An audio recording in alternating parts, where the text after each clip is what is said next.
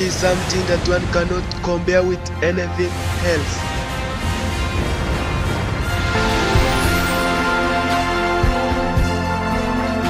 Everyone wishes to live even up to millions of years if possible. Perhaps, if that was the case, then the death would have been unheard of a thing. Trees which are used in making furniture such as coffins would have been spared.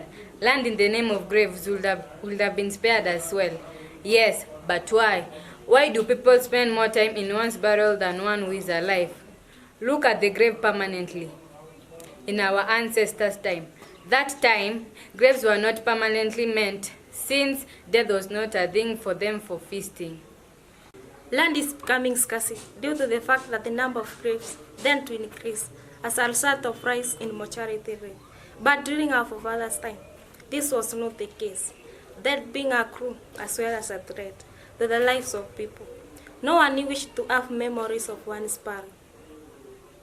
This was possible since no sign of remembrance was left after the burial. Graves were simple in that 2 to 3 weeks they couldn't be easily recognized. This meant that one would do cultivation on their very graves and the memories of one's death would fade that way. Nowadays, things seem to be different.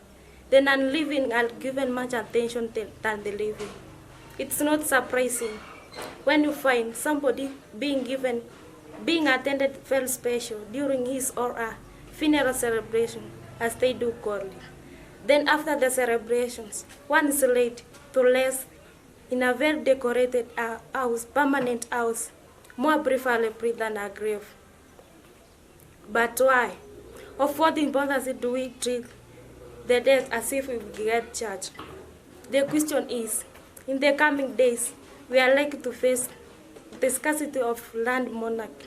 And the question is, if our forefathers did the same, what do you think would have happened to us? Land being one of the free given natural resources is getting fed up to the wall. It is utilizing the presence of many permanent graves as a land misuse. This denies a chance of using it for productive activities, thus limiting their well-being. It has become difficult for one to get a site for settlement. It pains when you see living suffering in favor for the non-living.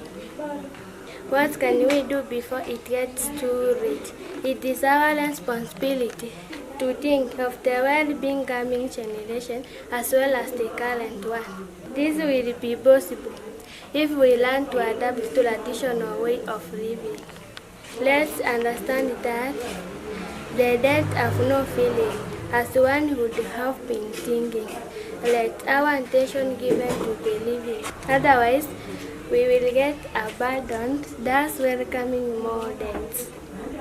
Unlike during traditional times, where land was able to be utilized even after manpower taken in the same place, nowadays that will not be possible. If so, then it will be taken as a taboo. The non-living are appearing more advantaged than the living. It sounds unrealistic where it reaches up to the level of thinking. I can't contradict my statement since I'm seeing some truth in it. It is strange that up to now, no one has realized that we are ending up to undesirable direction. If there is one, he or she is afraid of realizing this truth since he or she might be considered an idle-minded person. If the trend continues, then the coming generation will be a serious problem since the land will be of no use.